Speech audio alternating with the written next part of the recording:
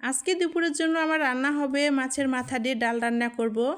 আর এগুলো হচ্ছে ছোলা বুটে ডাল, আগে থেকে কিন্তু আমি সিদ্ধ করে নিয়েছি ডালগুলো, একটু মানে খুব বেশি সিদ্ধ করিনি। আর এখানে নিয়েছি আমি মাছের মাথা, আর এগুলো হচ্ছে মাগুর মাছের মাথা, আর আছে অনেক পরিমাণ তেলও আছে কিন্তু। তো এই মাগুর মাছের মাথা দিয়ে আমি আজকে ছোলা বুটের ডাল রান্না করব। তো এখন আমি মাছগুলো ভাজার জন্য এই যে তাওয়াতে দিয়ে দিলাম লবণ হলুদ মাখিয়ে। আর আগে আমি কিন্তু মাছটা ভেজে নেব, তো ভাজা শুরু করে দিলাম। আর বেশ মাছটা কিন্তু লাল করে ভেজে নেব।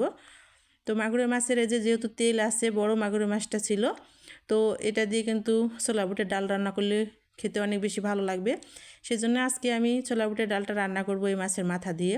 তো আমার ভাজা রেডি, এখানে আমি মশলা কষানো শুরু করে দিয়েছি এখন রান্নার জন্য। তারপরে মশলা কষানো শেষ, মাছগুলো দিয়ে দিলাম, ভেজে রাখা মাছগুলো। তারপরে এখন আমি মাছগুলো ভালো করে মশলার সঙ্গে কিন্তু এখন কষানো আমি শুরু করে দিলাম।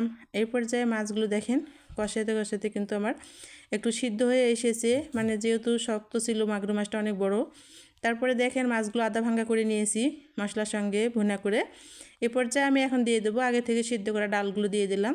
আর ডালগুলো দেওয়ার পরে এখন মশলার সঙ্গে আমি নাড়াচাড়া করে কষানো শুরু করে দিলাম। আর আজকে কিন্তু শুক্রবার, জুম্মা মুবারক, তো আমার রান্না কিন্তু একটু পরেই শেষ হয়ে যাবে। আর দেখেন আমি কিন্তু রান্নাটা শেষ করে ফেললাম। আমার কিন্তু মাছের মাথা দিয়ে ছোলা বুটের ডালটা রান্না করা রেডি হয়ে গেল, চুলা থেকে নামিয়ে ফেললাম।